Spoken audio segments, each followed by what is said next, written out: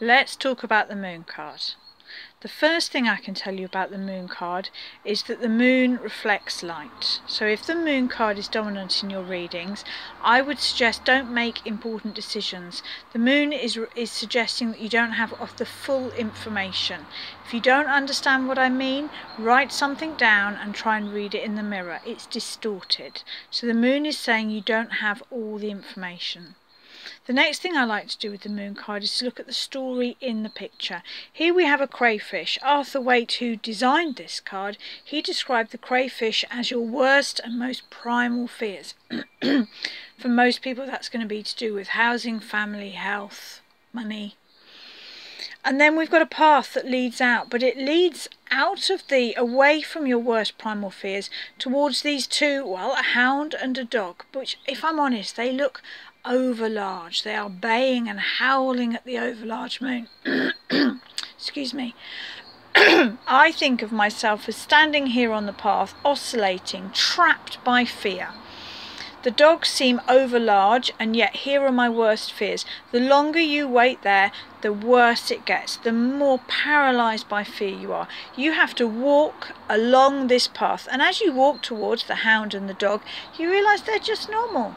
It was your fear that distorted their size. So with the moon card, keep going, keep going, keep going. Follow the path, follow the path. Do you see how the path undulates? It goes down and it goes up. Have you ever been on a really long walk where you're absolutely exhausted and you see the horizon at the hill and you put on a real spurt of energy and you get to the top to realise it's a false horizon. You've got another valley and another hill to go yet. That's the moon card. Never quite sure. Are you nearly there? Or have you got a long way to go yet? Well, I'll tell you something. If you stop with the moon card, you'll be trapped by your fear. So you might as well keep going. And then we have these two towers. Now the tower, we know from the tower card, is a false illusion of security.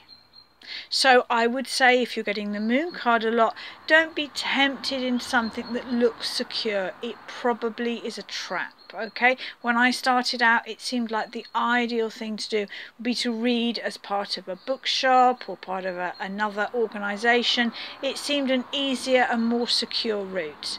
I kept getting the moon card, and I really trusted that actually, I'm sure it suits many, many readers, but it wouldn't suit me. So I just kept going. It was a false illusion of security. These little symbols here, they are traditionally thought of as yods.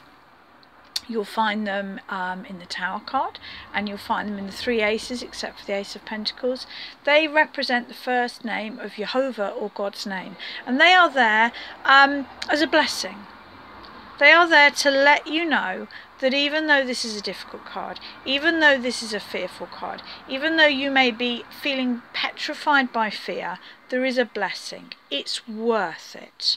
So my reading notes on the moon card, yes, it can mean hormonal issues. Yes, it can mean insomnia. Yes, it can mean listen to your intuition. But in everyday life, it's more likely to mean you are feeling frightened by something.